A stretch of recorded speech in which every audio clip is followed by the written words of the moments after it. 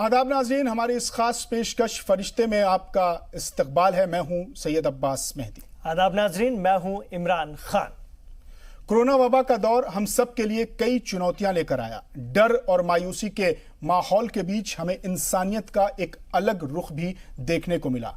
Lockdown के दौरान जरूरतमंदों की मदद के लिए कुछ लोग आगे आए तो कुछ इदारों ने इंसानियत की नई मिसाल पेश की। वो लोग हैं जो जरूरतमंदों की आस बन इंसानियत की हिफाजत का किरदार निभा रहे हैं। आज इस वबा के दौर में ये लोग हमारे लिए किसी फरिश्ते से कम नहीं हैं। ऐसी ही बुलंद शख्सियतों को वक्फ है जी सलाम की पहल फरिश्ते।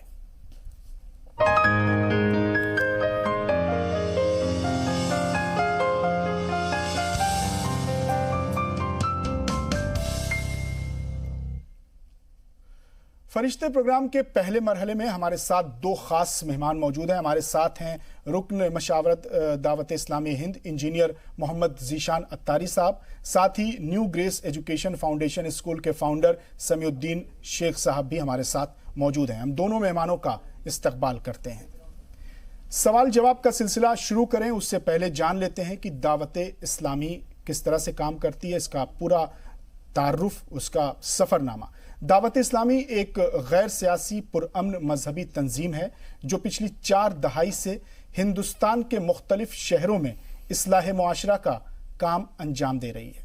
इस तंजीम के अगराज व मकासिद को एक जुमले में इसके मोटो से समझा जा सकता है, वो ये कि मुझे अपनी और सारी दुनिया के लोगों की इस्लाह की कोशिश करनी है।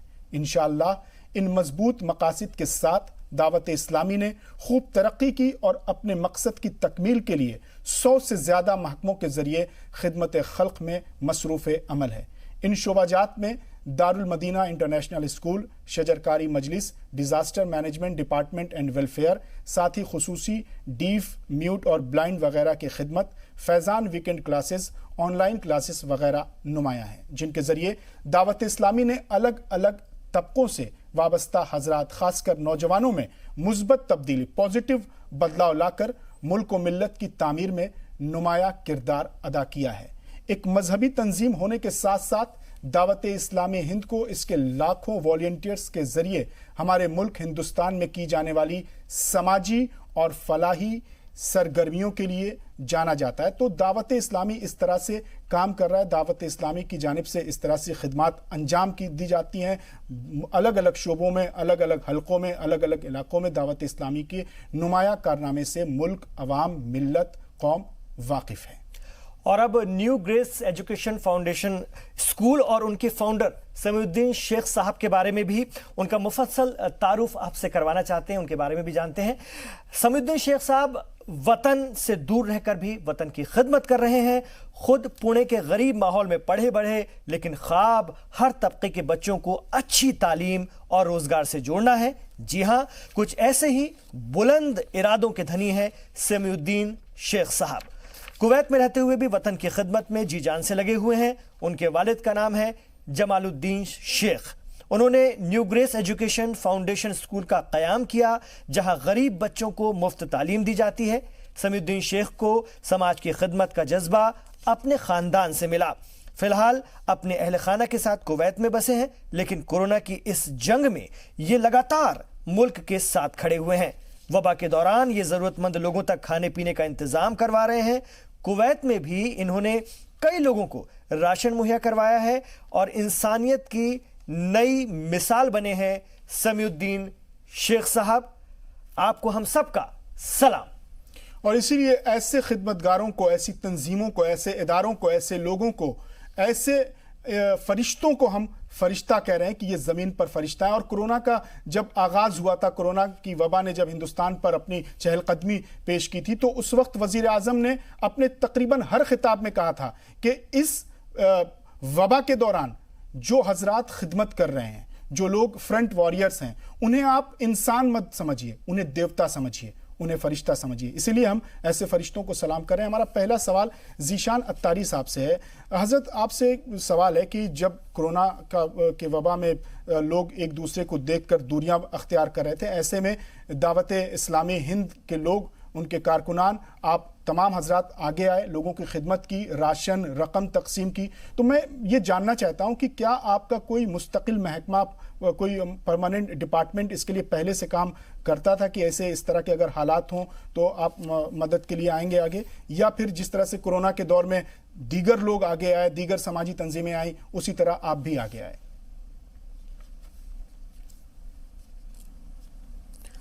अल्हम्दुलिल्लाहि रब्बिल आलमीन वस्सलातु वस्सलामु अला सय्यिदिल अंबियाइ वल मुरसलीन अम्मा बाद फ़अऊज़ु बिल्लाहि मिनश शैतानिर रजीम बिस्मिल्लाहिर रहमानिर रहीम अस्सलातु वस्सलामु अलैका या रसूलल्लाह व अला आलिका व अस्हाबिका या हबीबल्लाह।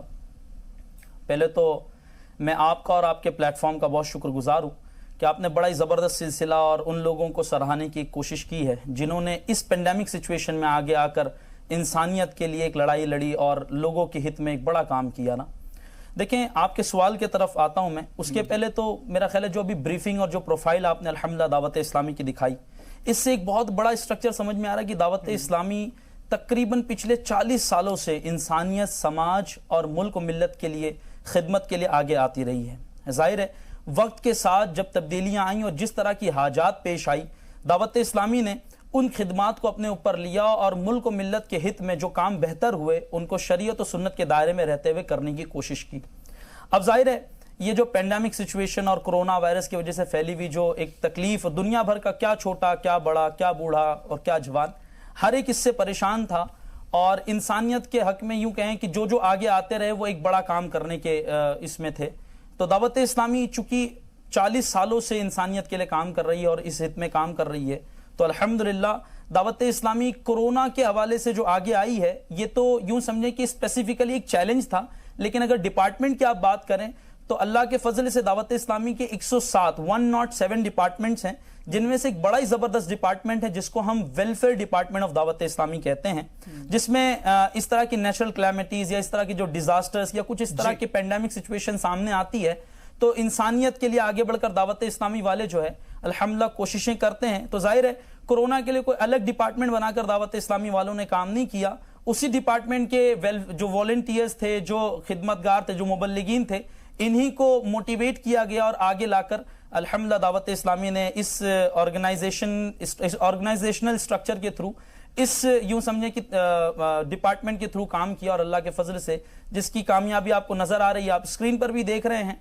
कि आगे बढ़ बढ़कर राशन को भी तकसीम किया गया। वैसे अभी तो स्क्रीन पर नहीं आ रहा, बहरहाल ये कि दावत इस्लामी वालों ने, इनके जो इस डिपार्टमेंट के लोग थे, इन्होंने बाकायदगी के साथ राशन जमा किया, लोगों तक राशन पहुंचाने की कोशिश करी, जहां पर जिस तरह की सिचुएशन थी ना, तो अल्हम्दुलिल्लाह वहां पर बढ़ बढ़कर अल्लाह के फजल से इस डिपार्टमेंट ने काम किया। ज़ीशान अत्तारी साहब, बहुत मुबारक है आप लोगों को इस काम के लिए और अल्लाह ताला आप लोगों को और हिम्मत दे और जज्बा दे ताकि आप इस काम को आगे बढ़ा सके। लेकिन जैसा कि आपने बताया कि कुछ एक्स्ट्रा नहीं किया बल्कि अपने लोगों को उसी से जुड़ा। मेरा लेकिन यहाँ पे ये सवाल है कि आप एक तंजीम से जुड़े हुए हैं, तंजीम के नुमाइंदे हैं और तंजीम का अपना एक निज़ाम होता है, तो कोरोना वेलफेयर के लिए आप लोगों का निज़ाम क्या है? माशाअल्लाह, देखें दावत इस्लामी चूंकि एक बहुत लंबे अरसे से काम करती चली आ रही है, तो जाहिर है इसका पहले से एक ऑर्गेनाइजेशनल स्ट्रक्चर बना हुआ है। जैसे कि आपने अभी सुना कि तकरीबन 100+ डिपार्टमेंट हैं, उसी तरह हमने क्या किया है कि कंट्री वाइज कंट्री के कुछ सेक्शंस बना लिए ना। जैसे हम अपने मुल्क के अजीज हिंदुस्तान की अगर हम बात करें तो जनाब दावत इस्लामी के ऑर्गेनाइजेशनल स्ट्रक्चर के हिसाब से इसके काम को आगे बढ़ाने के लिए 4 रीजन्स में इंडिया को हमने तकसीम किया हुआ है। हर रीजन पर एक हमारा नुमाइंदा है, उसके नीचे हमारे पास जोन्स हैं, हर रीजन के अंदर 10-11 जोन्स एज पर कंडीशन हमने बनाई हुई हैं जी। हर जोन के अंदर काबिनात हैं, काबिनात के अंदर डिवीजन्स हैं, डिवीजन्स के अंदर ज़ैली हल्के हैं।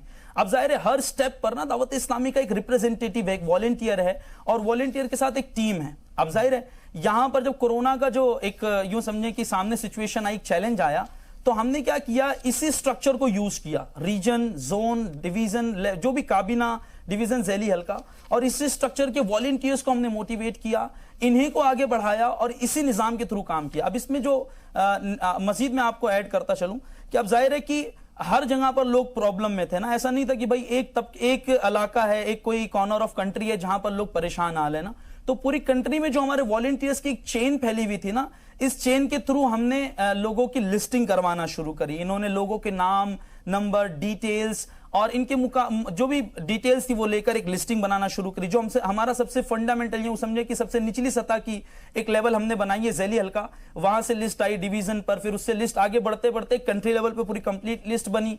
अब जो है इसका निजाम आगे बढ़ाने के लिए क्या किया हमने, जो फंड दूसरों से लिया था, जाहिर है उनका शुक्रिया भी मैं अदा करना चाहूंगा जिन्होंने दावत इस्लामी का इस सिचुएशन में साथ दिया और आगे बढ़कर अपने माल के जरिए दावत इस्लामी का साथ दिया, जिससे हम लोगों के लिए कुछ ताउन का जरिया बना सकें। तो जाहिर है वो जो चेन हमारी बनी हुई थी उसी चेन के थ्रू हमने डिस्ट्रीब्यूशन शुरू किए। अब बाज जगह पर जहां पर राशन पहुंचाना था तो इसी चेन के थ्रू हमने राशन पहुंचाया। बाज जगह ऐसी थी सिचुएशन जहां राशन जाकर पहुंचाना ये आसान काम नहीं था, क्योंकि उनकी भी जो है वो इलाके एरियाज जो थे वो कंप्लीटली सील्ड थे। तो हमने ये किया भाई हम ऑनलाइन ट्रांसफर करेंगे, तो हमने अपने वॉलंटियर की इसी चेन को आगे भेजा कि भाई आप इनके ऑनलाइन ट्रांजैक्शन के या डिटेल्स लेकर आए, हम इनको ऑनलाइन कुछ पैसे भेज देंगे। अच्छा, ऑनलाइन भेजने में भी एक क्या हुआ कि भाई ऑनलाइन तो हमने भेजना शुरू कर दिया, बाज के पास अकाउंट नहीं थे, तो जाहिर है अब इनके अकाउंट डिटेल्स नहीं थे, तो वहां जाकर इसी चेन के थ्रू जो हमारा स्ट्रक्चर बना हुआ इसी चेन के थ्रू हमने लिफाफों के जरिए इन तक पैसे पहुंचाए। तो जाहिर है एक निजाम जो बना हुआ था उसी निजाम को हमने यूज किया। बहरहाल उसमें कुछ तब्दीलियां और as per norms as per guidelines of government हमने फॉलो करते हुए उसी को आगे बढ़ते चले गए। हमारे साथ समीउद्दीन शेख साहब भी हैं, न्यू ग्रेस एजुकेशन फाउंडेशन के फाउंडर हैं। कुवैत में रहते हैं लेकिन अपने वतन से उनका लगाव, उनका गहरा कल्बी लगाव जाहिर होता है कि जब कोरोना की वबा जब मुल्क में जब उसने दस्तक दी तो आप कुवैत में बेचैन हो गए। तो मेरा सवाल यही है कि आप परदेश में रहकर, गरीबुल वतनी जिसको कहते हैं, अपने वतन से दूर रहकर आपने किस तरह से अपने मुल्क हिंदुस्तान की खिदमत की, यहाँ पर मदद पहुंचाई, यहाँ पर लोगों की ज़रूरतों को, हाजतों को पूरा किया? अस्सलाम वालेकुम, नमस्कार। सबसे पहले तो मैं जी सलाम का शुक्रिया अदा करना चाहता हूँ। माशाअल्लाह ये जो जितने दूसरे ऑर्गेनाइजेशन के इनके कंपैरिजन में जो भी हम लोग ने काम किया, तो मैं इसको तीन इसमें डिवाइड करना चाहूंगा एक क्वेश्चन को। सबसे पहले तो ये है कि मेरी राय में हर हिंदुस्तान हिंदू या मुस्लिम जो भी है इनका फर्ज बनता है सबसे पहले कि जब भी हिंदुस्तान पर कोई आफत आएंगी या मुश्किलात आएंगी तो हम सब लोग ने मिलजुल कर इकट्ठे होकर काम करना चाहिए। ये सबसे पहला मेरा व्यू है। सेकेंडली, ये जो काम होता है ये किसी एक इंडिविजुअल का नहीं है, इसके लिए टीम वर्क काफी इंपॉर्टेंट होता है। जैसे कि अगर आप हमारा जो हम लोग ने व्हाट्सएप के ऊपर ग्रुप बनाकर एक टीम वर्क किया रेशन को डिस्ट्रीब्यूट करने का मल्टीपल सिटीज में, जैसा पूना में हो गया। पूना में मेरे को काफी सपोर्ट मिला बंधु भाई चारा ऑर्गेनाइजेशन से, जिसके सदर साबिर भाई हैं, और हमारे ग्रेस फाउंडेशन जो स्कूल के इकोसिस्टम में जो लोग जरूरतमंद थे उनकी तरफ से, और साबिर शेख जो तोफखाने के सोशल वर्कर है, ये पूना में ये लोगों का काफी मेरे को सपोर्ट मिला। सेम थिंग अप्लाइज इन बैंगलोर ऑल्सो। बैंगलोर में मेरे कुछ दोस्त लोग, श्रीधर हो गया, जयराम हो गया, अजहर हो गया, ये हम लोग के सॉफ्टवेयर डिवीजन के नेटैलेंट के मैनेजमेंट में है। उसी तरह से थाने में, यूपी में और बिहार में मेरे जो दोस्त लोग हैं, हम लोग ने मिल के इस काम का अच्छी तरह से एग्जीक्यूट किए और ये लोगों की काफी मदद मिली। तो अभी आप देखेंगे इसके लिए ये लोगों ने ऑन ग्राउंड इसकी रियलिटी ये करे। लेकिन ऑन दी अदर हैंड आप अगर दूसरी चीज देखेंगे, इसके सपोर्ट में जो मेरे दोस्त लोगों ने जो हिंदुस्तान में है और जो मिडिल ईस्ट यूरोप में है, ये लोगों ने डायरेक्टली ये लोगों को अपने ये बताया कि कितना इंटरेस्टेड है, 100 पैकेट देना है, 50 पैकेट देना है। इन्होंने बिल्कुल इस वबा में, इस मोहलिक वबा और इस मूसी वायरस के दौरान आप लोगों ने जिस तरह की खिदमत अंजाम दी है वो लायक तहसीन है, लायक एहतराम है, लायक सलाम है। इसीलिए हम आप जैसी शख्सियतों को फरिश्ता कह रहे हैं और सलाम कर रहे हैं। हमारे साथ लगातार ज़ीशान अत्तारी साहब भी बने हुए हैं, दावत इस्लामी हिंद से के रुकन। सर, आपसे सवाल ये है कि दावत इस्लामी के बारे में हम जानना चाहते हैं। इसका सफ़र तो बड़ा मुबारक है, अब इसकी मंजिल कहाँ है? क्योंकि हमने खुद दावत इस्लामी को ज़मीन पर खिदमत अंजाम देते हुए देखा। हमने देखा गरीब नवाज रहमतुल्लाह अलैह के उर्स के मौके पर क्या बेहतरीन इंतज़ामात दावत इस्लामी की जानिब से किया जाता है। रोज़े मुबारक के अंदर मज़ार शरीफ, आप बुलंद दरवाजे से मज़ार शरीफ तक जो एक हुजूम रहता है अक़ीदतमंदों का, उनको बाआसानी मज़ार मुबारक तक पहुंचकर इबादत करके मूसा लेकर चूम कर वापस आने में बहुत अच्छे और बेहतर तरीके से इंतज़ाम किया जाता है। तो मैं इसकी इस तंजीम की मंजिल क्या है हिंदुस्तान में? माशाल्लाह, बड़ा ही ज़बरदस्त आपने सवाल किया है और यानी ये कि बहुत सारी चीज़ें इसमें आ सकती हैं, लेकिन मैं अपनी गुफ्तगू को कम अल्फाजों में समेटने की कोशिश करूँगा। पहले तो देखें, ये बात बड़ी क्लियर है कि हर एक बंदा जो दुनिया में पैदा हुआ ना, उसकी मंजिल एक ही है, एक ही गोल है। अल्टीमेट गोल दावत इस्लामी का भी यही है, to gain the pleasure of Allah अज़्ज़ा वजल। हमें अल्लाह अज़्ज़ा वजल की रज़ा हासिल करनी है। एक हदीस इस मौके पर याद आती है जिसका मैं कुछ खुलासा अर्ज करूंगा कि मखलूक खुदा का कुंबा है और अल्लाह को सबसे ज्यादा प्यारा वो है जो इस कुंबे के साथ अच्छा सलूक करे ना, जो इन क्रिएचर्स के साथ, इस पूरी फैमिली के साथ अच्छा सलूक करे ना, अल्लाह को वो सबसे ज्यादा प्यारा है। तो जाहिर है इस एक हदीस में ना बहुत सारी चीजें समा जाती हैं कि अगर कोई बंदा अल्लाह की रिजा चाहता है ना, देखिए अल्टीमेट गोल हमारा क्या, आपका क्या और हमारी ऑर्गेनाइजेशन का क्या, एक ही है कि हम अल्लाह की रिजा चाहते हैं। तो दावत इस्लामी का तो मकसद भी आपने जो बयान किया, सुना भी होगा कि मुझे अपनी और सारे दुनिया के लोगों की इस्लाह की कोशिश करनी है। हम बस यही कर रहे हैं ना, इसी हदीस पर सोचे समझे कि हम अमल करने की कोशिश कर रहे हैं कि हम लोगों से मोहब्बत की बातें करना चाहते हैं और लोगों तक मोहब्बत पहुंचाना चाहते हैं। हम टीचिंग्स ऑफ प्रॉफिट मोहम्मद सल्लल्लाहु अलैहि वसल्लम इन तक पहुंचाना चाहते हैं, मैनकाइंड तक सही इंसानियत पहुंचाना चाहते हैं। अल्हम्दुलिल्लाह दावत इस्लामी जैसे अभी कोरोना में वेलफेयर को लेकर, कोरोना में जो वेलफेयर की एक्टिविटीज कर रही है ना, अल्लाह के फजल से अल्लाह की रिजा हासिल करने के लिए दावत इस्लामी ने सिर्फ यही काम नहीं किया, इसके पहले भी अल्हम्दुलिल्लाह जब बंगाल में कुछ प्रॉब्लम्स आई थी, कुछ नेचुरल क्लाइमेटीज की वजह से कुछ प्रॉब्लम हुई थी, तो वहां पर भी दावत इस्लामी आगे बढ़ी जी। फिर महाराष्ट्र के कुछ इलाकों में, नागपुर में, यकीन जाने नागपुर में भी कुछ ऐसी आजमाइशें आई थी जब दावत इस्लामी आगे बढ़ी। मैं आपको एक इंसिडेंट जो मुझे पता चला था वो मैं आपको शेयर करना चाहूंगा, व्यूअर्स तक भी पहुंचे, बड़ा जबरदस्त था ये कि महाराष्ट्र के एक गांव में हमारे वॉलंटियर्स तक ये खबर पड़ी कि एक फैमिली है जो इस कोरोना के सबब जो है ना इतनी ज्यादा डिप्रेस्ड है कि उसने शायद सुसाइड अटेम्प्ट भी किया ना। तो हमारे वॉलंटियर्स पहुंचे, उनके साथ बैठकर उन्होंने उनको 2 जुमले अच्छी बातें मोटिवेट किया ना कि यार देखिए life is not so cheap कि आप बस यूं ही चले जाएंगे ना, आजमाइशें तो आती हैं ना, आजमाइशों को ओवरकम करके, चैलेंजेस को ओवरकम करके जिंदगी का सामना करना, यही तो असल जिंदगी है ना। तो दावत इस्लामी ने जैसे इस एक फैमिली को समझाया ना जनाब, अल्हम्दुलिल्लाह पूरी दुनिया भर में, इंडिया भर में, पूरी दुनिया भर में दावत इस्लामी यही काम कर रही है। क्या यंगस्टर्स और क्या बूढ़ा और क्या बच्चा, हर एक पर दावत इस्लामी काम कर रही है। आप देखें चाइल्डहुड से लेकर, बचपने से लेकर तालीम का जो सिलसिला दावत इस्लामी दे रही है, इंसानियत सिखा रही है, मुस्कुराना सिखा रही है, समझा रही है कि भाई समाज को अच्छा कैसे कर सकते हैं। अभी आपने शुरू में जिक्र किया था प्लांटेशन कर रही है, ग्रीनरी कितनी इंपॉर्टेंट है ना हमारे देश के लिए, गो ग्रीन और ये सारे जो मुहिमें चल रही हैं, अल्हम्दुलिल्लाह दावत इस्लामी ग्रीनरी को लाने की कोशिश कर रही है।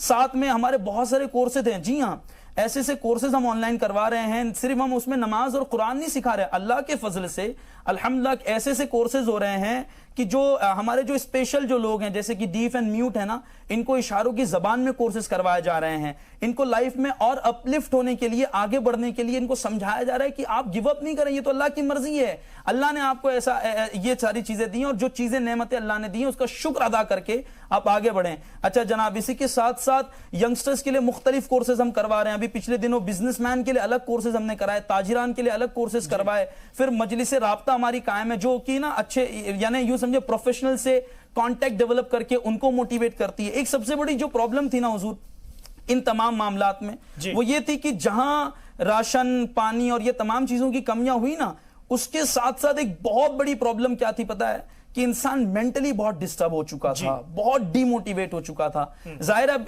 यानी इतने बड़ा हिंद है और इतने बड़े हिंदुस्तान में इतने सारे लोग हैं, हर एक तक तो हम नहीं पहुंच सके, लेकिन हजारों की तादाद में, बगैर मुबालगा हजारों की तादाद में दावत इस्लामी ने इन तक ऐसी तमाम कोर्सेज और ऐसे तमाम यानी वर्चुअली इन तक ऐसे तमाम चीजें की जिससे ये मोटिवेट होते रहे। और अल्लाह के फजल से उनमें से कईयों के फीडबैक्स भी ऐसे हैं कि अगर दावत इस्लामी का साथ या इनके ये कोर्सेज का साथ ना मिला होता तो शायद मैं और डिप्रेस हो जाता या मेंटली और प्रॉब्लम में होता।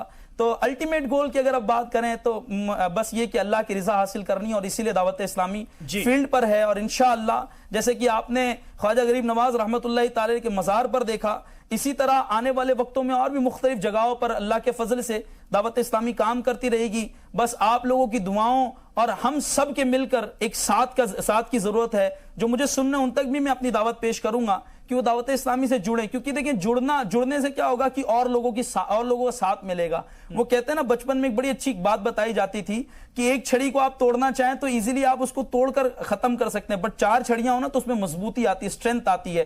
तो ये मैनकाइंड के लिए जो काम है ना, इसमें भी स्ट्रेंथ की जरूरत है। तो जो मुझे सुन रहे हैं, जो यंगस्टर्स सुन रहे हैं, जो दीगर तबके से ताल्लुक रखने वाले लोग सुन रहे हैं, उनसे भी मैं उनको भी दावत दूंगा कि आप इस तंजीम से वाबस्ता होकर एक अच्छे काम में लगें, इंसानियत के काम में लगें। इंशाअल्लाह इससे दुनिया भी संवरेगी और आखिरत भी संवरेगी। बेशक इंशाअल्लाह ताला। लेकिन ज़ीशान अत्तारी साहब, सफ़र बहुत मुबारक है लेकिन मुश्किलों से भरा भी होता है। ये तो आप लोगों ने दूसरों की दिक्कतों को अल्लाह के रहम करम से दूर करने की कोशिश की, लेकिन आपके सफ़र में किस तरह की दिक्कतें हैं हम ये भी समझना चाहते हैं, क्योंकि जब हम सड़क पर चलते हैं, सफ़र की शुरुआत करते हैं तो कांटे भी मिलते हैं, पत्थर भी मिलते हैं, कहीं फूल भी मिलते हैं, कहीं रेगिस्तान भी है तो कहीं पानी भी। ये सफ़र कैसा रहा अब तक कि अगर हम सफ़र की बात करें, किस तरह की दिक्कतें पेश आई?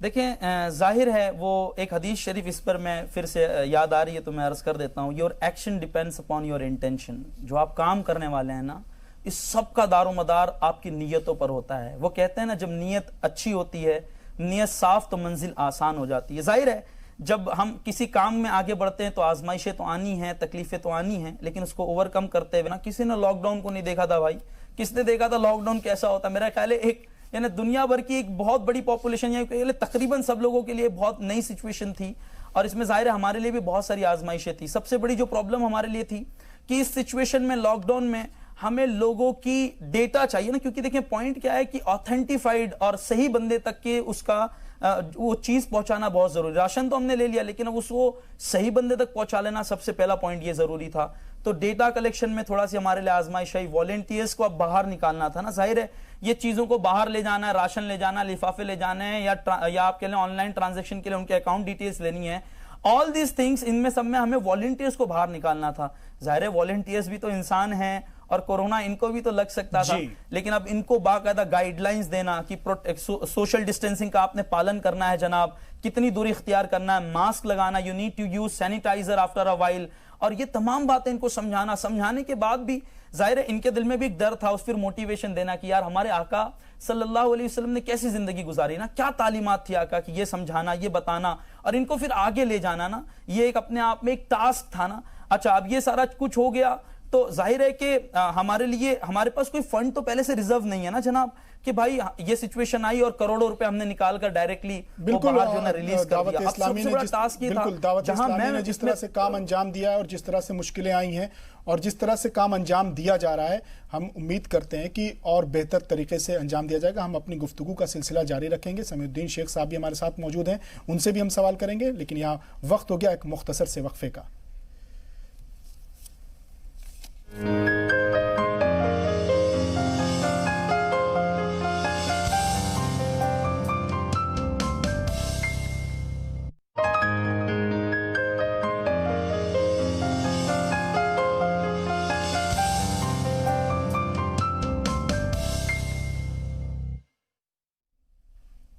वक्फे के बाद एक बार फिर आपका खैर मकदम है हमारी बेहद खास पेशकश फरिश्ते में।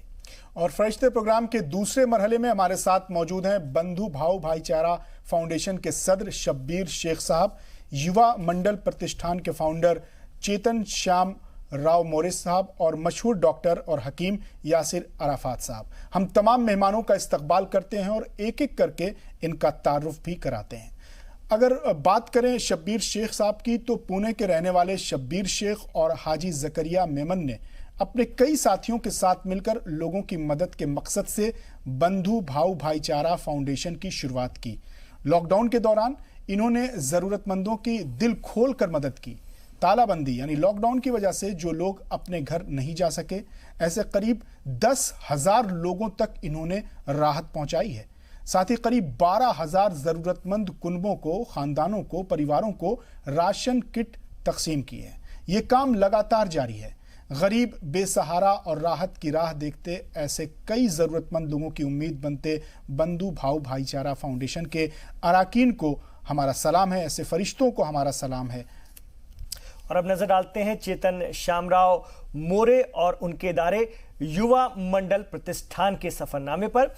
हर धर्म में, हर मजहब में सेवा कर्म को श्रेष्ठ माना गया है, सबसे बेहतर माना गया है। अपनी जिंदगी में इसी धर्म का पालन करते हुए आए हैं हमारे फरिश्ते चेतन श्यामराव मोरे। इकोनॉमिक्स में एमए करने के बाद ये चाहते तो खुद के लिए एक आरामदायक नौकरी का इंतखाब कर सकते थे, लेकिन समाजी खिदमत की राह ने इन्हें ऐसा मुतासिर किया कि आज ये कई बेबस जिंदगियों के मसीहा बन चुके हैं। खिदमत के मकसद से चेतन श्यामराव मोरे ने पुणे में युवा मंडल प्रतिष्ठान की शुरुआत की।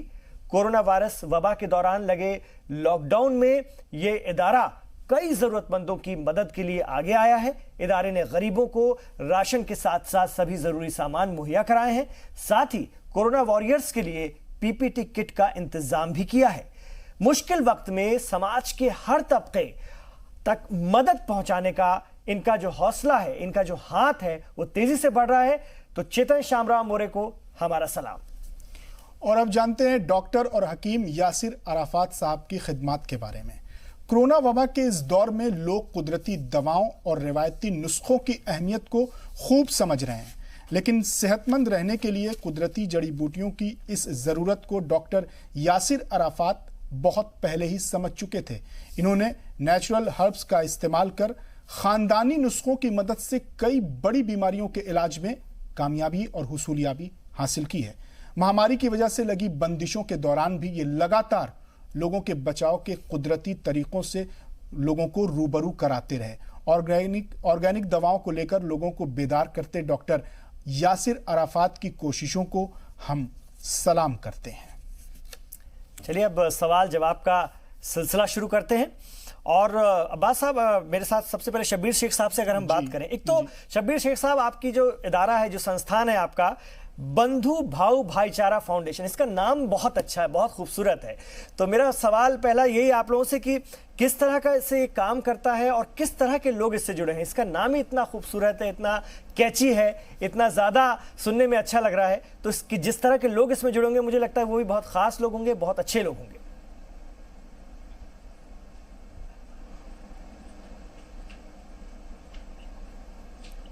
शब्बीर साहब, आपसे था मेरा सवाल। सर, सबसे पहले तो मैं अल्लाह का एहसान मानता हूँ कि अल्लाह ने हमको लोगों की खिदमत करने का मौका दिया।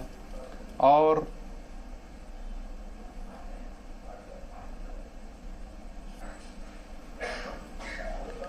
सर, रही बात ये बंधु भाऊ भाईचारा फाउंडेशन की, तो इसका नाम ही इसीलिए रखा है कि यहाँ पर कोई मजहब धर्म देखकर मदद नहीं करते। हम सभी लोगों को, इंसानियत ही हमारा सब में बड़ा मजहब है, यही मजहब को देखकर हम ये काम करते हैं। जी जी, बहुत बड़ी बात है, बहुत अहम बात है। यही सबसे बड़ी इंसानियत, जिसको हम सबसे बड़ा मजहब कहते हैं, उसकी पहली शर्त भी यही है। हमारे साथ चेतन राव मोरे जी भी हैं। सर, आपसे सवाल है कि आप किस तरह से अपनी समाजी खिदमत को अंजाम दे रहे हैं, किस तरह से इस अहम जिम्मेदारी को, इस एहसास को, इस फ़राइज़ को निभा रहे हैं, जो फ़र्ज़ है वो किस तरह से लोगों तक राहत रसानी कर, लोगों तक मदद, इमदाद का सामान किस तरह से पहुंचा रहे हैं?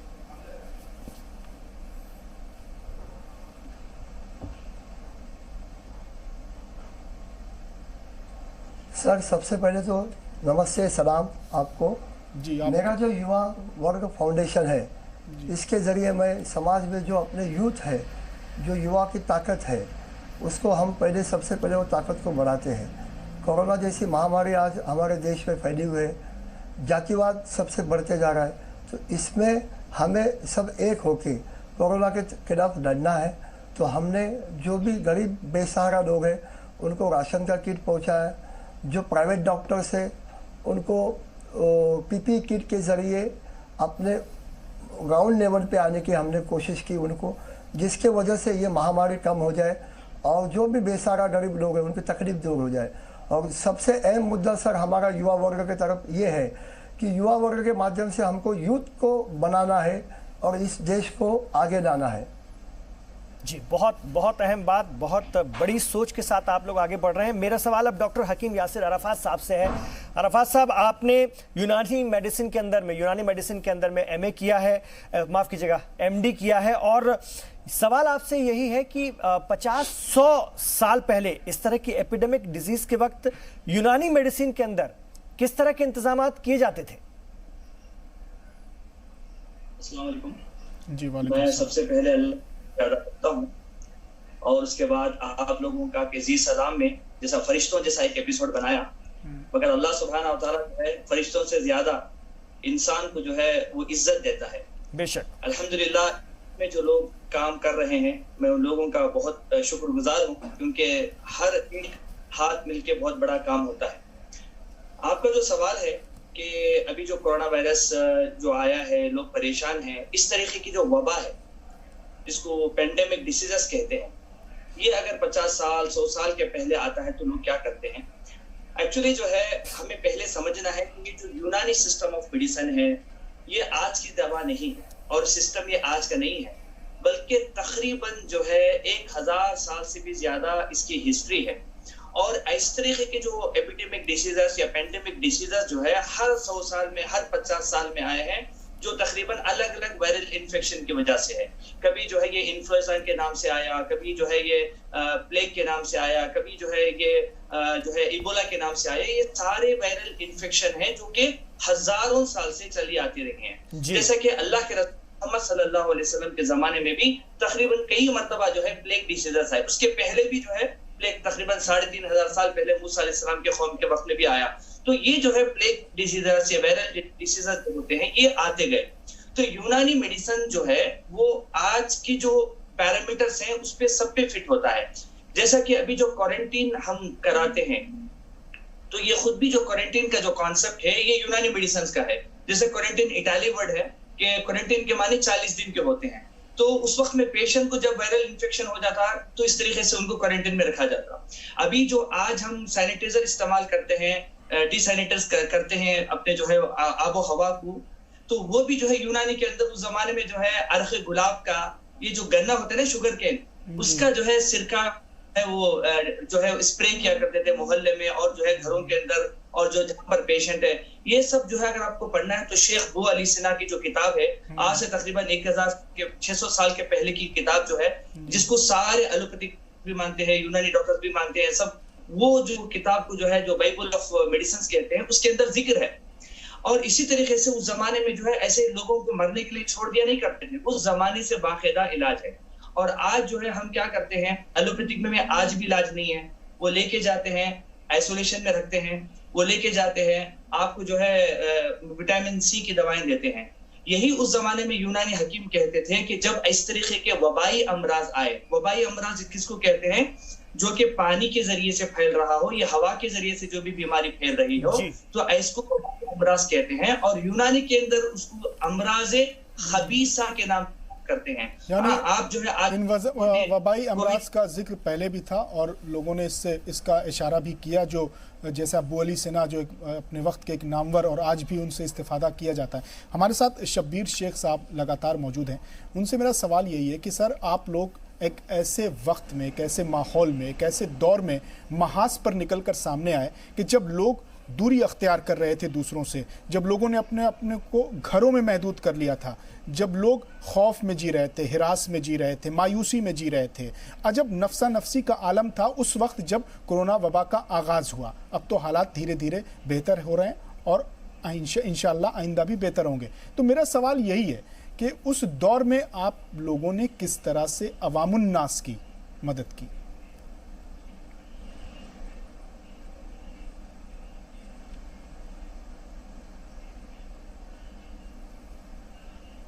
सर, हमारे फाउंडेशन के जो मेंबरान हैं, हम लोगों ने गरीबी को बहुत करीब से देखा है और हमारा फाउंडेशन पिछले 7 साल 8 साल से ये काम कर रहा है लोगों में जाकर।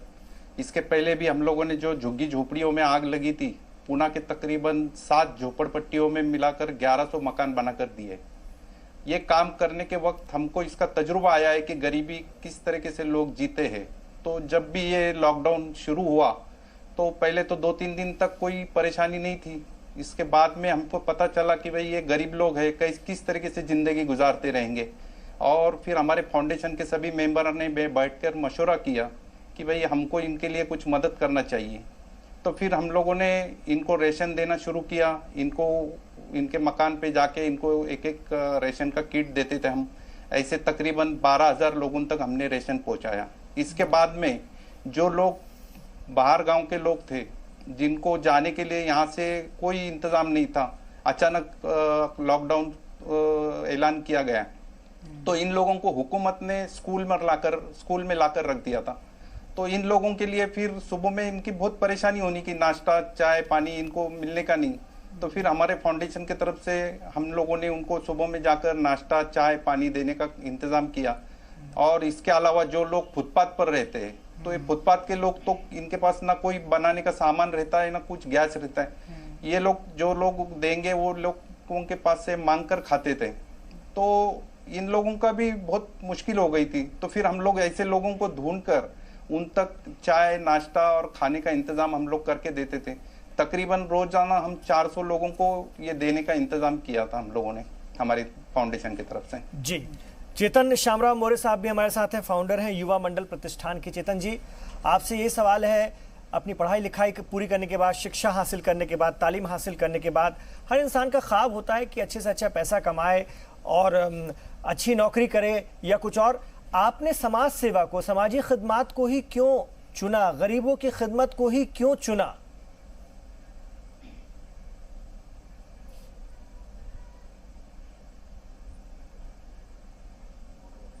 सर, सबसे पहले तो मैंने आपको बता दूं कि ये जो मुझे गरीबों की सेवा करने के लिए या एमए होने के बावजूद मैंने नौकरी करने का फैसला नहीं लिया, जो मेरे पिताजी है उनके तरफ से मुझे ये आगे बढ़ने का हौसला मिला। मेरे पिताजी हमेशा कहते हैं कि आप समाज में ऐसे काम करो, ऐसे लोगों की खिदमत करो जो बेसहारा है, जिनको कोई नहीं, उनको सहारा दो और उनको आगे लाओ। अपने देश का जो भविष्य है, जो बच्चे आगे बढ़ना चाहते हैं, पढ़ना चाहते हैं, उनको आगे हौसला दो, उनको बुलंदी पे लेके जाओ। तो ये जो मिला, मेरे चाचा, मेरे पिताजी, इन्होंने हमेशा मुझे बोला। मेरे पिताजी भी एक समाज सेवक है, उन्होंने भी समाज सेवा करते हुए मुझे यही सिखाया कि लोगों की ज़्यादा से ज़्यादा खिदमत करो। कोरोना के वक्त पे हमने पुलिस भाइयों को, पीएमसी के कर्मचारी लोगों को जो हौसला दिया, उनको पानी की तरफ से चाय नाश्ता दिया। और दूसरी बड़ी बात सर, एक आपको बोलना चाहता हूँ मैं, जब अपना कोरोना महामारी इतना तेज़ी से बढ़ता गया, लोगों में, आजू बाजू के लोगों, आसपास के लोगों में भाईचारा था वो कम होने लगा, जो सामने मिलने को नहीं आ रहे थे। तब हमने जो प्राइवेट डॉक्टर है उनको रिक्वेस्ट की कि आपको हमारी तरफ से, मेरी संस्था की तरफ से पीपी किट देंगे, आप ग्राउंड लेवल पे काम करो। ज़्यादा से ज़्यादा कोरोना हमें रोकना है, हमें गरीब लोगों को बाहर लाना है, उनको आगे जाना है। उनके घर में खाने का बंदोबस्त नहीं है तो खाने की चीज़ें हमें उनको देना है, जो करके देश को आगे लाने के लिए अपने पूरा शहर जो है, पूरा शहर में ये कंट्रोल करना है हमको। जिस तरह से हमको आज मेरे पिताजी ने एक बात बोली है कि 80% आप सोशल वर्क करते जाओ, जितना आपसे होता है आप करते जाओ। तो उन्हीं की तरफ से मैं आज ये मुकाम पे काम कर रहा हूँ सर। जी बिल्कुल, यानी आपको समाजी खिदमत का हौसला, जज्बा और तालीम विरासत में मिली है, विरसे में मिली है, कुनबे से मिली है, ख़ानदान से मिली है। हमारे साथ मशहूर डॉक्टर और हकीम यासिर अराफात साहब भी लगातार बने हुए हैं। सर, अभी जो हमने देखा कि पहले जो बीमारियां थीं उनका जिक्र आपको अय्याम गुज़िश्ता में देखने को मिलेगा। साबका बरसों में, दहाइयों में, सदियों में तमाम बीमारियों का जिक्र मिलता है कहीं ना कहीं जाकर। कोविड-19 जो वायरस आया, इसका नाम कोविड-19 रखा गया। तो क्या यूनानी में साबिका बरसों में, गुज़िश्ता अय्याम में, क्या इस तरह का कोई नाम रखा गया है अलग अलग बीमारियों का? देखिए, नाम वगैरह तो समझने के लिए रखा जाता है और हर बार जो वायरल इन्फेक्शन हुआ करता है तो उस वक्त में उस वायरस के हिसाब से कुछ नाम रखते हैं लोग ताकि समझ जाए। बट यूनानी के अंदर जो कॉन्सेप्ट है वो अमराज खबीसा के, यानी वायरल इन्फेक्शन को। हालांकि जो समरखंदी थे वो खुद भी जो उस जमाने के अंदर जो है माइक्रो ऑर्गेनिज्म के बारे में बहुत नॉलेज रखते थे और जिसको जो है दाफे ताफुन की दवाओं का इस्तेमाल किया जाता था। तो ये जो वायरल इन्फेक्शन है तो इसके लिए जो दवाएं जो दिया करते थे तकरीबन सेम दवाएं थी। मतलब ये होता था कि जो है आप सिम्टमेटिक इलाज करो, पेशेंट को अगर बुखार हो रहा है वगैरह वगैरह तो इसका इलाज करो, और साथ में क्या करते थे, इम्यूनिटी पावर को बढ़ाने के लिए। मैं आपको एक चीज बहुत जरूरी समझता हूँ ये आपको बताना कि आज हमारे पास जितने भी लोग जो है कोविड-19 से अफेक्टेड हुए या इबोला से अफेक्टेड हुए, इसका आज भी जो है सही तौर पर इलाज दरियाफ्त नहीं किया गया। मगर फिर भी अगर आप देखेंगे तो कई लोग जो है मौत के मुंह से वापस आ गए। तकरीबन अगर जितने भी लोग अफेक्टेड बता रहे पूरी दुनिया के अंदर, तो उसमें अगर आप परसेंटेज देखेंगे तो शायद 20 to 30% लोग मरे और बाकी के पूरे के पूरे रिकवर हुए। कैसा रिकवर हुए? जब इसकी वैक्सीन नहीं है, जब इसके जो मेडिसिन नहीं है, तो कैसा रिकवर हुए? तो सबसे बड़ी चीज अल्लाह सुब्हानहू व तआला ने इंसान को जो इनबिल्ट रखा है वो है उसकी तबीयत, और तबीयत मुदब्बरा बदन कहते हैं।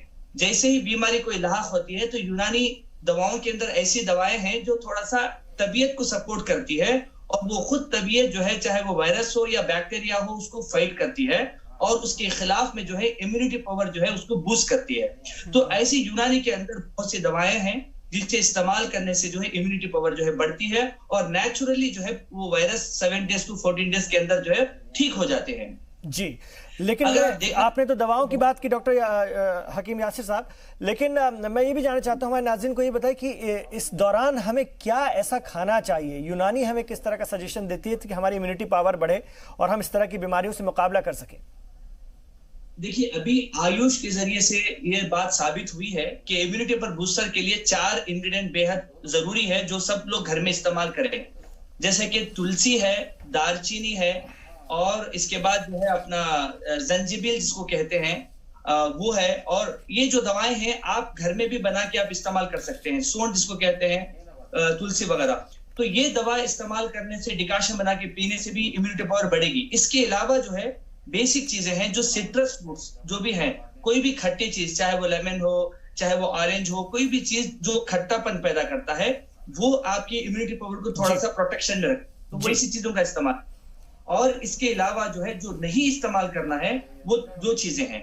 एक तो जो है शुगर की जो चीजें ज्यादा इस्तेमाल ना करें, और साथ ही साथ जो है अपना ये इस्तेमाल ना करें, मतलब मीट जो होते हैं ना, ज्यादातर जो नॉनवेज है उसका कम इस्तेमाल करें।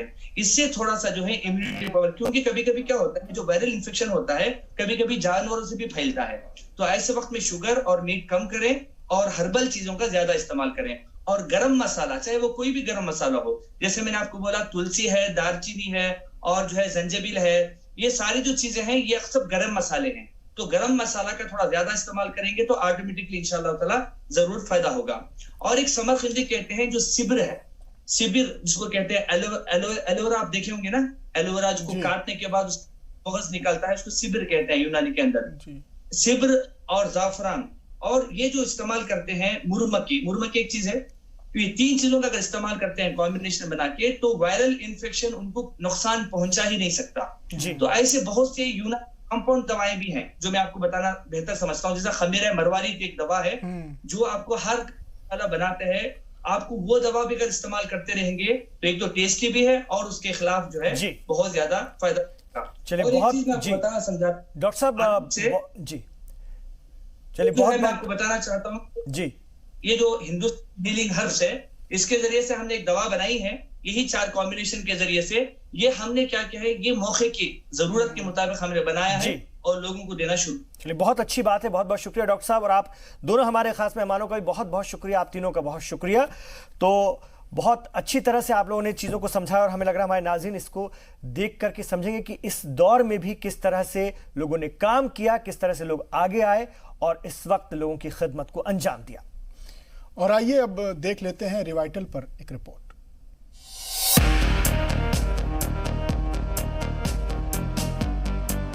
रिवाइटल एच, जिसने देश की बैटरी को कभी डाउन नहीं होने दिया और हमें हमेशा रखा चार्ज्ड।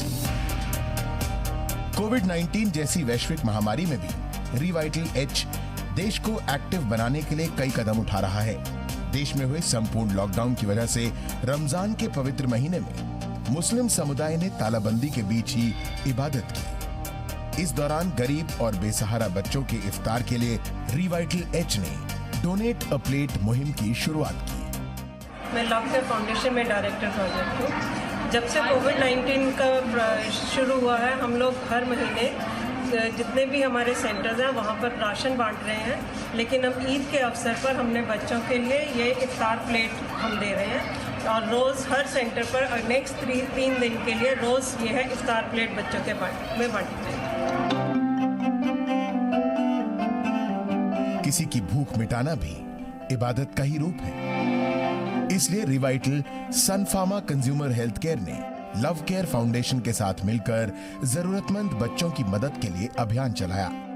यहाँ पर लगभग 200 बच्चों को ये इफ्तियार की थाली जो दे रहे हैं, ये सन फार्मा और रिवाइटल की तरफ से पिछले 2 दिन से हम दे रहे हैं। लगभग पूरे 5 राज्यों में हम ये दे रहे हैं, जिसमें कि पंजाब, हरियाणा, उत्तर प्रदेश, दिल्ली और फरीदाबाद में हम ये दे रहे हैं। आज हम इन बच्चों को ये इफ्तियार की थाली सन फार्मा और रिवाइटल की तरफ से दे रहे हैं।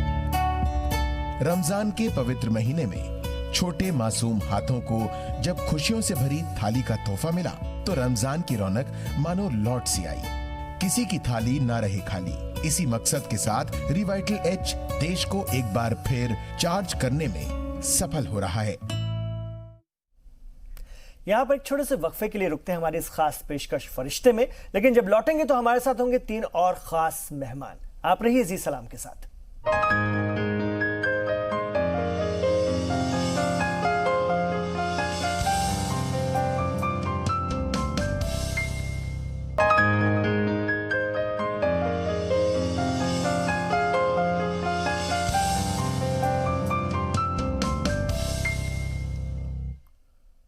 वक्फे के बाद एक बार फिर आपका इस्तकबाल है। फरिश्ते हमारी ये खास पेशकश लगातार जारी है। इस आखिरी मरहले में हमारे साथ मौजूद हैं कौसर बाग वेलफेयर फाउंडेशन के बानी आबिद मोहम्मद सैयद साहब, मुस्लिम व्यापारी कल्याण समिति के प्रेसिडेंट मोहम्मद जुबैर खान साहब, नेशनल मेडिकल कॉलेज सहारनपुर के प्रिंसिपल डॉक्टर असलम खान साहब। हम तीनों मेहमानों का इस्तकबाल करते हैं और एक एक करके सबका तारुफ कराते हैं। तो नज़र डालते हैं आबिद मोहम्मद सैयद और उनके इदारे की खिदमात पर। पुणे में कौसर वेलफेयर फाउंडेशन की शुरुआत करने वाले आबिद मोहम्मद सैयद एक बड़े कारोबारी हैं। कोरोना वायरस की वजह से जब पाबंदियों की शुरुआत हुई तो सबसे बुरा असर रोज कमाने वाले कामगारों पर पड़ा। आबिद मोहम्मद सैयद ने मजदूरों के दर्द को समझा और अपनी टीम के साथ मिलकर रोजाना करीब 2000 जरूरतमंद लोगों के लिए खाना मुहैया करवाया। मुहाजिर मजदूरों के लिए शुरू की गई बसों तक में भी इनकी टीम ने जरूरत का हर मुमकिन सामान पहुंचाया। रमजान के दौरान लोगों के घरों तक सहरी और इफ्तार के जरिए खुशियां पहुंचाने का काम भी आपने किया है। समाजी खिदमत को अपनी समाजी जिम्मेदारी समझते हुए आबिद मोहम्मद साहब ने अपनी फरीज़े को अदा किया और उनके इस फरीज़े को, उनके इस हौसले को, उनके इस जज्बे को, उनके इस इरादे को हम सलाम करते हैं। बिल्कुल। और अब बात करते हैं मोहम्मद जुबैर खान साहब की और उनके इदारे के बारे में हम जानते हैं। उत्तर प्रदेश के कुशल कारोबारियों में से एक मोहम्मद जुबैर खान साहब ने अपने कारोबारी हलक़े में कई बड़ी चुनौतियों का सामना किया और अपने इसी तजर्बे का इस्तेमाल करके रियासत में छोटे और मझोले कारोबारियों के मसाइल को सुलझाने के लिए मोहम्मद जुबैर ने मुस्लिम व्यापारी कल्याण समिति की शुरुआत की। मुल्क में हुए कंप्लीट लॉकडाउन के दौरान भी मोहम्मद जुबैर की क़यादत में ये इदारा रियासत के कारोबारियों और ज़रूरतमंद लोगों के साथ खड़ा दिखा। अपनी टीम के साथ मिलकर मोहम्मद जुबैर ने फूड बैंक की पहल की। फूड बैंक के जरिए मजबूर लोगों को बीच में जाकर के उनको जानकारी जुटाने का काम आसान किया गया। कारोबारियों को सही तरीके से काम करने की सीख दे रहे मोहम्मद जुबैर खान साहब को भी हमारा सलाम है। और अब एक नज़र डालते हैं डॉक्टर असलम खान साहब और उनकी खिदमत पर। नेशनल मेडिकल कॉलेज सहारनपुर के प्रिंसिपल डॉक्टर असलम खान आज नेचुरोपैथी के साथ साथ पूरी दुनिया में योग की तशहीर कर रहे हैं, उसका प्रचार कर रहे हैं। कोविड-19 जैसी आलमी वबा के दौरान ये लगातार लोगों को सेहतमंद रहने की टिप्स देते रहे हैं। साथ ही भारत को आध्यात्मिक स्तर पर आला मकाम दिलाने के लिए भी इन्होंने बहुत कोशिशें की हैं। समाज को पॉजिटिव सिमत में, मुस्बत सिमत में दे रहे हैं। डॉक्टर असलम खान साहब को ऐसी कई कोशिशों के लिए इंटरनेशनल ह्यूमन राइट्स ऑर्गेनाइजेशन के ने हाल ही में अंतर्राष्ट्रीय कोरोना वॉरियर अवार्ड और सर्टिफिकेट से नवाजा है। डॉक्टर असलम खान को लंदन से इंटरनेशनल हेल्थ अवार्ड और अमेरिका से डॉक्टरेट ऑफ साइंस की डिग्री भी हासिल हो चुकी है। हर महाज पर भारत आत्मनिर्भर बने, डॉक्टर असलम खान की इस सोच को जी सलाम करता है। तो हमारे साथ हमारे तीनों मेहमान होंगे। अब्बास साहब, हम दिखाते हैं स्क्रीन पर हमारे इन तीनों मेहमानों को और शुरुआत करते हैं आबिद मोहम्मद साहब से। आबिद मोहम्मद साहब फाउंडर हैं कौसर बाग वेलफेयर फाउंडेशन के। उनसे बात की शुरुआत करते हैं। जब आपका इंट्रोडक्शन हम दे रहे थे मोहम्मद आबिद मोहम्मद साहब, तो बताया गया कि रमज़ान के इस खास महीने में, माह रमज़ान में, जो कि इस बार खासतौर से लॉकडाउन के बीच आया और बहुत दिक्कत का भी सामना लोगों को करना पड़ा, लेकिन लोगों ने अपने पूरे रोज़े किए। ऐसे में आप लोगों ने उन लोगों की ज़िंदगी में, उन रोज़ेदारों की ज़िंदगी में खुशियाँ लाई, उन गरीब रोज़ेदारों की ज़िंदगी में खुशियाँ लाई जो घर से भी नहीं निकल पा रहे थे, रोज़ी रोटी का ज़रिया भी नहीं था। जब आपके इंट्रोडक्शन में हमने ये बात बताया तो मैं यही आपसे समझना चाहता हूँ कि कैसे आप लोगों ने इस काम को अंजाम दिया। बहुत मुश्किल वक्त था।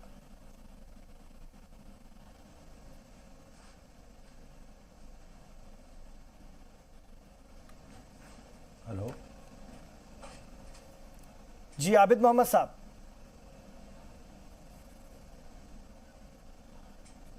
हेलो जी सर, जैसा भी अभी जैसा लॉकडाउन चालू हुआ वैसा अब हम लोगों को मालूम पड़ा भाई ये सब चीज़ है, बहुत लोगों को तकलीफ हो गई। और हमारे उधर सबसे ज़्यादा ड्राइवर, रिक्शा ड्राइवर और बहुत काम वाले लोग, बहुत गरीब लोग होने की वजह से जैसा हमें मालूम पड़ा वैसा हमारे को जैसा शुरुआत हुई हमारे पास से, तो हम लोगों ने क्या किए, पहला 100 लोगों को, 200 लोगों को पहला शुरुआत की है खाना वगैरह।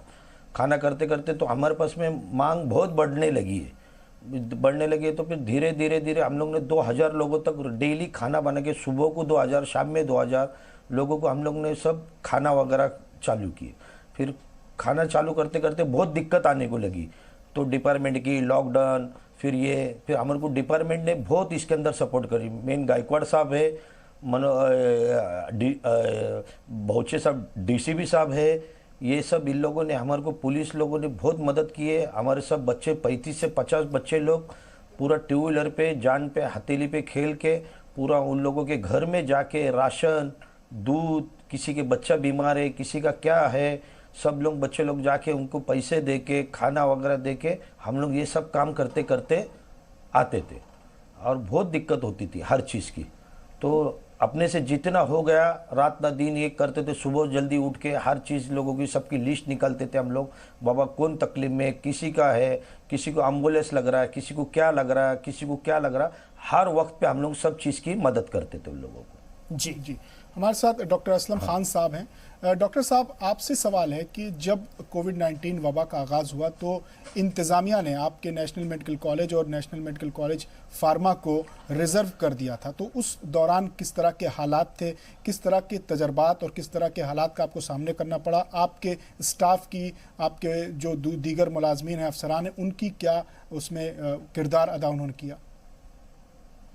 जी, आपने जो सवाल पूछा वाकई मुझे बड़ी खुशी हुई कि कोविड-19 में जी हम लोगों ने जो अपना कॉलेज को खुद ही, और डीएम साहब और यहाँ एसडीएम वगैरह आए हमारे यहाँ कि हम चाहते हैं आप क्या क्वारंटाइन करें, तो हमने उनको वेलकम किया। हमने कोई बात नहीं, तो हमारे यहाँ पर वो आए और पूरा का पूरा ये सहयोग हमने दिया। विभिन्न दिन राशन भी, खाना भी, बना बनाया खाना है और हाँ ड्राई राशन भी, सब कुछ हमने डिस्ट्रीब्यूट करने की कोशिश की। और जो आसपास हमारे कर रहे थे और लोग, उन लोगों को भी हम लोगों ने एनकरेज किया और टिप्स दिए मेडिकल। चूंकि नेचुरोपैथी में जो हमारे पास वायरस का ट्रीटमेंट है, उसी वायरस के ट्रीटमेंट से चूंकि बहुत से लोगों को सैनिटाइजर से एलर्जी हो रही थी, तो हमने सैनिटाइजर भी उनको दिया अपनी तरफ से, और वो भी हमने टोटल नॉन अल्कोहलिक बना के दिया। माशाल्लाह वो इतना अच्छा पसंद आया लोगों के, दूसरी बीमारियां भी उनकी खत्म हो गई। जो कि हमारे पीपली है, गिलोय है, गुड़ची है, और आपके फिटकरी है, ग्लिसरीन है, और आपके नीम है, पुदीना है, इन सबको हमने एक्सट्रैक्ट लेके पका करके इनको उबाल करके इसका हमने सैनिटाइजर बनाया, जो हाथों को खूबसूरत भी बनाता था और साथ साथ जो है किसी भी तरह के जर्म्स से उनको भी मारता था। तो इससे लोगों ने बहुत पसंद किया। हमारे जो खासतौर से डिस्ट्रिक्ट अथॉरिटीज हैं उन्होंने हमें बहुत सराहाया, और जो भी मरीज यहाँ आए, ये सहारनपुर को ये शर्फ हासिल है कि पूरे इंडिया में सबसे ज्यादा क्यूरेटिव रेट जो है सहारनपुर का रहा। आपको हैरत होगी कि यहाँ पर जो भी केस हुए हैं, तकरीबन 200 के करीब केस हुए हैं पॉजिटिव थे, वो बाद में सब एक भी डेथ नहीं हुई सहारनपुर। तो अल्लाह का शुक्र रहा कि हम लोगों ने कोशिश की कि उनको जो है ऐसी दवा दें जो उनकी इम्यून पावर जो है बढ़ जाए। उसके लिए मैंने गोल्ड माजून तैयार की, ये सैनिटाइजर तैयार किया, और एक करिश्मा हमारा हर्बल जो है लीवर का टॉनिक जिससे हमारी इम्यूनिटी बढ़े, वो तैयार किया इसी बीच में। मतलब इस 3 महीनों को हमने इतना अपॉर्चुनिटी, जैसे कि हमारे प्राइम मिनिस्टर ने कहा है कि इसको अपॉर्चुनिटी में, इसको चैलेंज समझ लें, तो हमने चैलेंज समझा इसे, तो उससे चैलेंज से पूरे हिंदुस्तान में पहली बार नॉन अल्कोहलिक सैनिटाइजर आ गया, एक गोल्ड माजून आ गई, डायमंड माजून बनाई, सिल्वर माजून बनाई। तो ये ऐसी चीजें थी कि अगर इनको लेता रहेगा इंसान तो उसको किसी किस्म के कोविड-19 या किसी दूसरी किस्म की बीमारी नहीं होगी। जी, अब मोहम्मद जुबैर साहब भी मेरे साथ हैं, मुस्लिम व्यापारी कल्याण समिति से आप जुड़े हुए हैं। मोहम्मद जुबैर साहब, आपके बारे में भी जब बताया गया तो आप जिक्र आया कि फूड बैंक आप लोगों ने शुरू किया था, तो क्यों आपके दिमाग में ख्याल आया उस वक्त खास तौर से, और ये किस तरह से काम करता है फूड बैंक?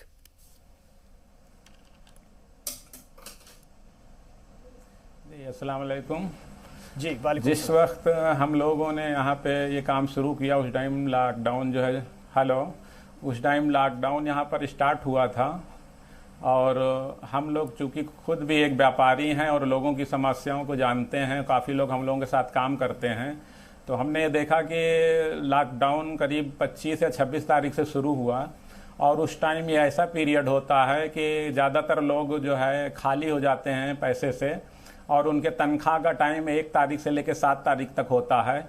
तो ये अंदेशा हमें था कि बहुत से लोगों के घर में राशन नहीं होगा, तो हम लोगों ने इस मुहिम पे काम किया और अपने तमाम जानने वाले और फेसबुक और सोशल मीडिया के थ्रू हमने ये मैसेज कन्वे किया कि जिन लोगों को, जिनके पड़ोसी भूखे हों या जिनके यहाँ राशन की दिक्कत हो, वो लोग जो है उनसे कांटेक्ट करें, अगर उनकी मदद करें, अगर नहीं कर सकते हैं तो हमारी हेल्पलाइन पे हमें बताएं, हम खुद उनके घर तक राशन पहुंचाएंगे।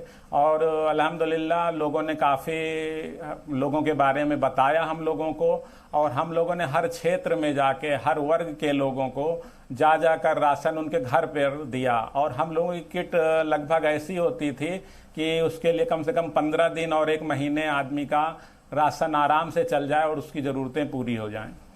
जी, हमारे साथ आबिद मोहम्मद सैयद साहब धीरे धीरे इस तरह से हम लोगों के बीच में जी, हमारे साथ आबिद मोहम्मद सैयद साहब भी लगातार बने हुए हैं। सैयद साहब, हमने कोरोना वबा के दौरान देखा कि सबसे ज़्यादा उन लोगों को मुश्किलात दरपेश आई जो रोज़ कमाते थे, रोज़ खाते थे, रोज़ कुआं खोदते थे, रोज़ पानी पीते थे, यानी जो यौमिया मजदूर थे उनको बहुत मुश्किलात का सामना करना पड़ा। हमने देखा कि बड़े शहरों में इन मजदूरों के क्या हालात हुए।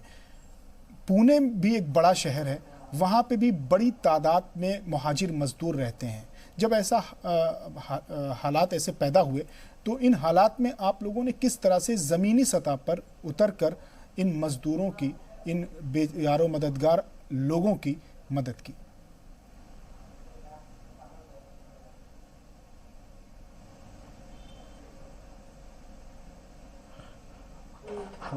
हम लोगों ने सबसे पहला क्या किए, तो बाबा जितने मजदूर है, जितने ये हैं, हमारे को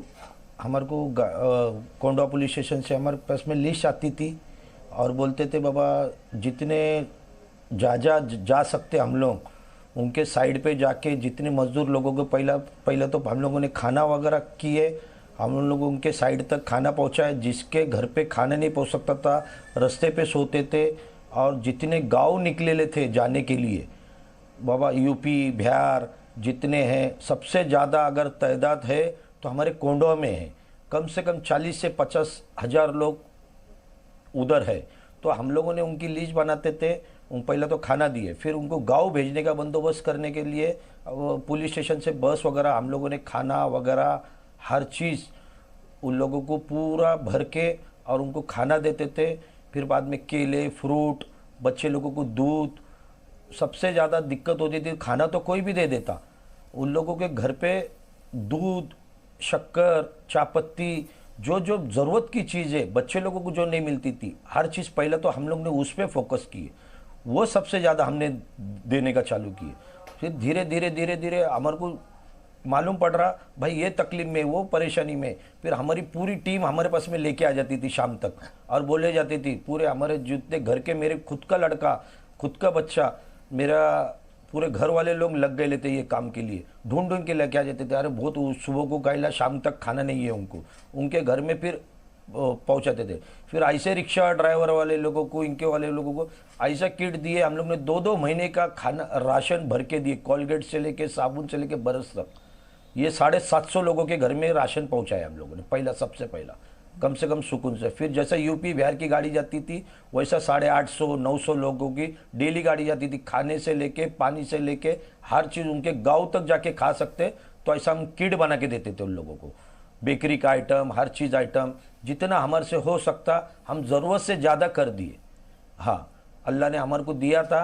हमारे बच्चे को जो भी, मेरी बच्ची की शादी का मंगनी का जो पैसा रखा था, मैंने जो भी रखा था, मैंने सोच लिया बाबा ये आगे ढकल दिया मैंने शादी और मंगनी का, वो पूरा पैसा मैंने इसमें लगा दिया। बहुत कम से कम बहुत बड़ी बात है, क्यों करके मैं खुद गरीबी से ऊपर आया हूँ और मेरे को अल्लाह ताला हम तमाम लोगों को इस तरह की तौफीक अता फरमाए कि हम गरीबों की, मजलूमों की ज्यादा से ज्यादा खिदमत कर सकें। मेरे साथ डॉक्टर असलम खान साहब भी हैं, नेशनल मेडिकल कॉलेज के प्रिंसिपल हैं। डॉक्टर साहब, मेरी खुशकिस्मती है कि पिछले साल गुज़िश्ता बरस आपके साथ आपके कॉलेज को देखने का, मुआयना करने का मौका मिला था। ऐसा लगता है कि बिल्कुल कुदरत की गोद में आ गए हैं। इतना खूबसूरत कॉलेज है और इतनी खूबसूरत जगह पर है, और ऐसे में आप तो दुनिया भर में घूमे हुए हैं, लेकिन हमने सुना है, आपने बताया भी था कि आप राधा स्वामी सत्संग, कृपालु आश्रम जैसे जो बड़े इदारे हैं वहाँ पर भी जाकर मुआयना कर चुके हैं। वहाँ किस तरह के तजुर्बात हुए? मेरा तजुर्बा तो आपके कॉलेज में आने का बहुत खास, बहुत अच्छा रहा और इंशाअल्लाह ताला फिर आना चाहूँगा, लेकिन आपके तजुर्बा, आपका कैसा अनुभव रहा? जी डॉक्टर इमरान साहब, शुक्रिया आपकी मोहब्बत का कि आपको वाकई हमने कोशिश भी की है हमारा नेचुरोपैथी हॉस्पिटल जो है वो ऐसी जगह हो जहाँ बिल्कुल पॉल्यूशन ना हो, साउंड पॉल्यूशन ना हो, एयर पॉल्यूशन ना हो। आप यहाँ रह के गए माशाल्लाह, तकरीबन 6 किलोमीटर पीछे लंबा जो पार्क है हमारे, तो वो कॉलेज को फायदा पहुंचाता है। और सेकंड जो आपने, मैं 7 मार्च 2019 की बात है जब आप तशरीफ लाए थे, और फिर आप आएंगे तो आप देखेंगे अब उसमें और भी ज्यादा डेवलपमेंट्स हो गए पहले से ज्यादा जी। तो दूसरे जो आपने राधा स्वामी सत्संग का बताया, तकरीबन यहाँ पर 15,000 लोग थे, और उसमें रोजों में रमजान में हम लोग गए, वहां पर उनको सहरी और इफ्तियार भी दिए जाते थे। तो बहुत खुशी हुई, इन्होंने मुझसे मायना कराया, दिखाया, देखिए कोई कमी तो नहीं, इनको फल दे रहे हैं या क्या चीज देनी चाहिए, बीइंग डॉक्टर। तो हमने ये कोशिश की कि उनको अच्छे से अच्छा खाना मिले, जो भी वहाँ 10-12 हज़ार 15,000 लोग थे। और क्योंकि ये एक बॉर्डर का जिला है, तो हरियाणा, पंजाब, हिमाचल वगैरह से भी बहुत लोग यहाँ आते थे, लेबर की बहुत लोग थे। और सेकंड जो हमारा कृपाल आश्रम है, इसमें हम लोग कोशिश करते हैं, हमारा अपना आश्रम है संत कृपाल जी, तो हमने इसमें जो भी फाइनेंशियली कॉलेज की तरफ से कर सकते थे वही मदद की। और जो हमने खासतौर से सैनिटाइजर बनाया, जो हमने गोल्ड माजून बनाई, तो तमाम हिंदुस्तान में उसको हमने ऑनलाइन अमेजोन और फ्लिपकार्ट पे भी डाल दिया, ताकि लोग जो है पूरे इंडिया में नॉन अल्कोहलिक सैनिटाइजर यूज कर सके। तो अल्लाह का शुक्र है कि उसे पूरे हिंदुस्तान में सराहा गया, और गवर्नमेंट ने और इंटरनेशनल जो ऑर्गेनाइजेशंस है, और खासतौर से मैक्सिको यूनिवर्सिटी ने, जो आपको मालूम ही है लास्ट ईयर अमेरिका की, जो उन्होंने हमें डॉक्टरेट दी थी नेचुरल साइंस पर, तो अल्लाह का शुक्र है कि यहाँ के इंतजामिया ने उसको इस्तकबाल भी किया, सराहा भी, यहाँ के पेपर्स ने, आपके यहाँ भी लाइव टेलीकास्ट दिया गया इसका। तो ये एक बहुत बड़ी बात रही कि इस बीच में हमने इसको इंडिपेंडेंट बनाने के लिए हिंदुस्तान को, चूंकि हमें चाहते हैं, जो हम लंदन गए, हमें अवार्ड दिया गया था, तो वहाँ की जो क्वीन एलिजाबेथ है उनके सेक्रेटरी हमें मिले, उन्होंने बताया था कि जो क्वीन एलिजाबेथ उनके हस्बैंड है वो नेचुरोपैथी का ट्रीटमेंट करते हैं, और वो चाहते हैं कि आप इंडिया से यहाँ पर माइग्रेट हो जाएं और यहाँ पर हम आपको जमीन दे दें और आप यहाँ पर हॉस्पिटल बना लें। तो मैं इस बारे में सोचा हूँ, अभी तक मैं मतलब वो जमीन मैंने देखी भी है, तकरीबन 5 एकड़ जमीन वहाँ दी है लंदन क्षेत्र के बीच में जी। लेकिन अभी जाने का यहाँ से नहीं हुआ, चूंकि हिंदुस्तान हमारा मुल्क है, हमें देश से मोहब्बत है, हम चाहते हैं कि पहले जो हमारा स्किल है, तकरीबन जो मेरी 64-65 ईयर्स की एज होगी, तकरीबन 6-7 लाख मरीज भी देख चुका मैं, और जो मेरे रिसर्च प्रोडक्ट हैं, चाहे वो करिश्मा हेयर ऑयल हो या दूसरे हो, पेनिल ऑयल हो, डायबिटीज के हो, तो ये आप सैनिटाइजर हो, तो पहले मैं चाहता हूं कि हमारे हिंदुस्तान का हर बच्चा जो है उसकी इम्यूनिटी इतनी अच्छी हो जाए वो उसको कोविड-19 या कोई ऐसी बीमारी छू ही ना सके। और ये बात मैं शायद आपको देख रहे हैं 2-3 साल से मैं बता रहा हूँ डिफरेंट लेवल पे आपके यहाँ भी इंटरव्यूज में, कि अगर हमारे जिस्म की वाइटल फोर्स यानी इम्यूनिटी मजबूत होगी तो कोई बीमारी हमें टच नहीं करेगी। आज ये बात एलोपैथिक वाले भी कहने लगे, ये बात अब से नहीं, बल्कि वैद्य धन्वंतरी जो हमारे आयुर्वेदिक के फाउंडर हैं, तकरीबन 10,000 साल पहले हिंदुस्तान में पैदा हुए, उन्होंने बताया था कि अगर आपकी इम्यून सिस्टम मजबूत है तो आपको कोई बीमारी बिल्कुल भी होगी नहीं, किसी संक्रमण से आप ग्रसित नहीं होंगे। तो अल्लाह का शुक्र यह है कि हम ये कोशिश करते हैं, जो हमारे यहाँ मरीज आते हैं, कि उनको इम्यून पावर, चाहे वो गोल्ड माजून से बढ़ाएं, चाहे वो करिश्मा जो हर्बल हमारा टॉनिक है लीवर हमने बनाया, क्योंकि अगर हमारा लीवर ठीक है, वो ब्लड बना रहा है, हीमोग्लोबिन बना रहा है, ब्लड में ऑक्सीजन दे रहा है, तो समझ लीजिए कि फिर हम बिल्कुल स्वस्थ है। और साथ साथ हम योगा भी कराते हैं, विलोम विलोम कराते हैं, प्राणायाम कराते हैं, भ्रामरी प्राणायाम कराते हैं अपने हॉस्पिटल में। यहाँ पर सोना बात है, स्टीम बात है, बर्थ थेरापी है, शिरोधारा है। तो ये समझ लीजिए कि नॉर्दर्न इंडिया में अल्लाह का शुक्र है, ये एक ऐसा एसेट बना दिया खुदा ने। जो लोग केरला जाते थे उनको अब जरूरत नहीं है, वो चाहे वो किसी किस्म की बीमारी हो, ना किसी वायरस से हो या किसी बैक्टीरिया से हो या किसी और तरह की बीमारी हो, तो वो अल्लाह का शुक्र यहाँ ठीक हो जाती है। और हमारे यहाँ एक और भी चीज है कि हमने एलोपैथिक को से परहेज नहीं किया। अगर हमें जरूरत पड़ती है किसी टेस्ट की, एक्सरे की या खून टेस्ट की, तो हमारे यहाँ लैब है, खून टेस्ट हम कर लेते हैं। मतलब हम ऐसे नहीं करते कि हम सोचते हैं कि ये सब चीजें अंग्रेजी जो है ये एलोपैथिक वालों की है। ये हमारा सरमाया है, हमारा एसेट्स है। कोई हम ये सोचते नहीं कि ये यूनानी का या आयुर्वेदिक से अलग है। तो जितनी भी मॉडर्नाइज है, जितनी भी मॉडर्न रिसर्च हैं, उनके आधार पर ही हमने ये गोल्ड माजून या ये सैनिटाइजर या ये आपका हर्बल टॉनिक जो बनाया लीवर का, ये हमने सब दोनों चीजों का एक संगम है। ये बहुत बिल्कुल डॉक्टर साहब, और आप बड़ा काम कर रहे हैं और इस महामारी में, इस वबा में, इस पेंडेमिक में भी आपने बड़े ही जज्बे के साथ आपने खिदमत समाज की, मुल्क की अंजाम दी है। हमारे साथ मोहम्मद जुबैर साहब भी हैं, मुस्लिम व्यापार कल्याण समिति से वाबस्ता हैं, उनकी ये समिति है और ये काम करते हैं। आपसे सवाल ये है सर कि आप फूड बैंक की पहल आपकी है, उसमें आप बड़ा अजीम काम कर रहे हैं, भूखों को खाना खिला रहे हैं, कारोबारियों की तरक्की के लिए आपकी व्यापार समिति। मेरा एक सवाल है, आपका जब मैंने व्यापार समिति का नाम पढ़ा तो उसमें मुस्लिम लगा था, तो मैं ये पूछना चाहता हूँ कि मुस्लिम व्यापार समिति क्यों इसका नाम रखा गया? व्यापार का तो कोई मजहब नहीं होता।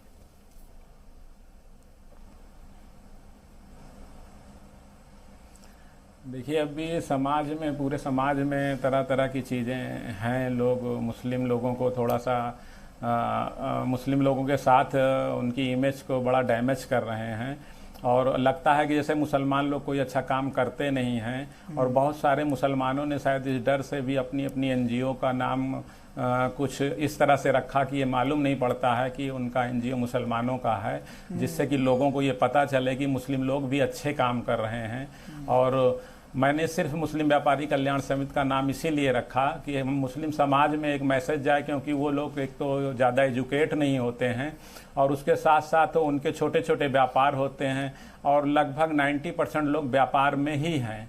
और जिनको एजुकेट करना, उनके लिए वर्कशॉप करना ये ज़रूरी था। और वो अगर हम मुस्लिम व्यापारी के नाम से कोई काम कर रहे हैं तो सिर्फ इसीलिए कर रहे हैं कि एक अच्छा काम समाज में जाए और लोग, अच्छे लोगों को ये जाने कि भाई मुस्लिम समाज भी एक अच्छा काम कर रहा है। और जो है उसमें चूँकि मुस्लिम समुदाय में एक चीज़ खास तौर से देखी गई है कि ज़्यादातर लोग टेक्निकल होते हैं मगर पढ़े लिखे नहीं होते हैं। तो हमारी संस्था उनके लिए बेहद काम कर रही, वर्कशॉप कर रही है और जगह जगह पे भी सेमिनार हम लोग करते हैं कि जिससे उनको एजुकेट किया जा सके। उनकी जो क्वालिटी है, उनकी जो काम की क्वालिटी है, उसको अच्छे से जो है लोगों को बताया जाए और उनको पूरी तरह से एजुकेट कर दिया जाए कि वो अपने काम को बेहतर तरीके से कर सकें। और मुस्लिम नाम रखने का सिर्फ यही वजह था कि समाज में एक मैसेज चला जाए पूरी तरह से कि हम लोग मुस्लिम होते हुए भी हर तरह के, समाज के हर वर्ग के लोगों को हमने लॉकडाउन में मदद की, हर जगह राशन पहुंचाया। और उससे लोगों ने, मैंने देखा कि तमाम हमारी हिंदू फैमिलियां हैं, जब हम लोग जाते थे तो एकदम लगता था कि गाड़ियों में हमारे स्टिकर लगे होते थे मुस्लिम व्यापारी कल्याण समिति के, मगर वो हाथ जोड़कर खड़े हो जाते थे और लगता था जैसे कोई मसीहा आ गया हो, क्योंकि उनके घर में ना खाना रहता था, ना पानी रहता था। और हम लोग जब उनके यहाँ राशन पहुँचाते थे तो पूरे 1 महीने का राशन की किट देते थे। तो उनके अंदर एक जज्बा आता था कि नहीं, लोग गलत कहते हैं, मुसलमान तो अच्छा काम करते हैं। जबकि अगर इसी एनजीओ को हम किसी दूसरे नाम से लेके जाते तो लोग समझ ही ना पाते कि हम मुसलमान हैं और हम अच्छा काम कर रहे हैं। तो इसलिए हमारे लिए तो ये सबसे ज़रूरी है कि हम अपने नाम में रहते हुए और अपने, जिस तरह इस्लाम ने हमें शिक्षा दी है कि हम हर आदमी के लिए काम करें, किसी को भी मुसीबत में देखें, उसकी मदद करें। अगर रास्ते में कहीं कंकड़ पत्थर भी पड़ा है तो उसको उठा दें, हटा दें, ये भी एक खिदमत होती है। और सबसे पहले हुजूर सल्लल्लाहु अलैहि वसल्लम ने तो बताया है कि खानो जो है, जो लोग भूखे हैं उनको खाना खिलाइए जी। और जो है, जो भी गरीब हैं, कमजोर हैं, उनसे दिल से मिलिए। बहुत बड़ी बात है। और आपने जिस तरह से समझाया, वाकई इस बात को समझना यहाँ भी जरूरी था। अब्बास साहब ने जो सवाल रखा कि क्यों इसका नाम मुस्लिम व्यापारी संस्थान है, कल्याण समिति है, तो आपने उसको बहुत अच्छे से समझाया। वाकई इसको इस तरह से भी देखने की जरूरत है। और मेरे साथ आबिद मोहम्मद सैयद साहब भी हैं, फाउंडर हैं कौसर बाग वेलफेयर फाउंडेशन के, उनसे बात कर ही रहे हम लोग। मैं आपसे ये जानना चाह रहा था आबिद साहब की आपकी जो तंजीम है, आपकी जो संस्था है, अभी तक कितने लोगों को आप फायदा पहुंचा चुके हैं? मतलब मैं इस तरह से बात कर रहा हूं, मतलब किस तरह के लोगों को, कितने लोगों को? अब तादाद तो मैं पूछूंगा, अगर आप तादाद बता सकें तो बहुत ही अच्छी बात है।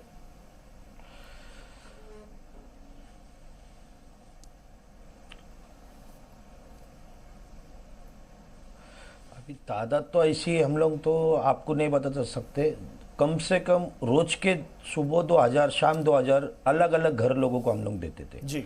दोपहर में 2000 शाम में 2000 ऐसा डेली देते थे। फिर रमज़ान चालू हुआ, रमज़ान में हम लोगों ने कम से कम 1.5 से 2000 लोगों का पूरा इफ्तारी और ये सहरी का पूरा इंतज़ाम किया था। और इंतज़ाम ऐसा नहीं किया था हम जगह पे, उनके घरों में जाके पहुंचाते थे। अक्खा कलिंगड़ से लेके पूरा परिवार बैठ के खाए, एक आदमी के लिए नहीं देते थे। उनके घर में 5 जन है, 5 जन के लिए पूरा 5 खाना देते थे। कलिंगड़, सफरचंद, एप्पल पूरा ऐसा किट बना के देते थे हम लोग। आधा लीटर दूध, फिर टोस्ट का पैकेट, ये बड़ा किट रहता बेशक था। तो बड़े काम किया आप लोगों ने, और वजह से हमारे समझो उस मुश्किल घड़ी में आप लोगों ने बड़ा काम किया और इंसान दूसरे बस्ती के लोग मदद की, इंसान के काम आया और लोगों की मदद की। बहुत बहुत शुक्रिया आबिद साहब आपका, डॉक्टर असलम साहब आपका बहुत बहुत शुक्रिया, जुबैर साहब आपका भी बहुत बहुत शुक्रिया कि आप तीनों मेहमानों ने अपना कीमती वक्त निकाला और अपने तजर्बात लोगों से शेयर किए, साझा किए, मुश्तरका किए, ताकि और लोग भी इसको मिसाल बनाकर अपनी ज़िंदगी में आगे बढ़ें और इंसान के काम आए। तो आज के हमारी ये जो पहल थी, आज जो हमारा ये प्रोग्राम था वो यही था, इसीलिए था कि तुम्हारा आज़्म सलामत, तुम्हारी उम्र दराज, ज़माना तुमसे बहुत काम लेने वाला है। तो ऐसे फरिश्तों से ज़माना और काम लेने वाला है और अल्लाह ऐसे लोगों से और काम दिलवाएगा। तो और भी हम वक्त वक्त पर आपके लेते आएंगे, ऐसे फरिश्तों को आपके सामने लेकर आएंगे जो इस वक्त छुपे हुए हैं, हमारे समाज के भीतर है, हमारे समाज में है और लोगों के लिए काम कर रहे हैं, लगातार काम कर रहे हैं। उनका सामने आना बहुत ज़रूरी है। हमारी कोशिश आपको कैसी लगी ज़रूर बताइएगा। तो बहुत शुक्रिया इस प्रोग्राम को देखने के लिए। आप देखते रहिए जी सलाम।